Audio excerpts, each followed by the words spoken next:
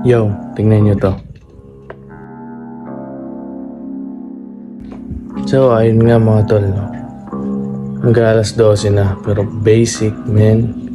Bale, una, galing work, nakauwi. Pangalawa, asikaso sa bahay.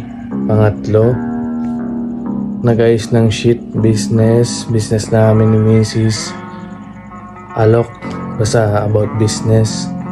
Pang-apat, tinabaho yung side hustle at naghanap pa ng kung ano man na pwedeng gawin o sa makabuluhan na bagay.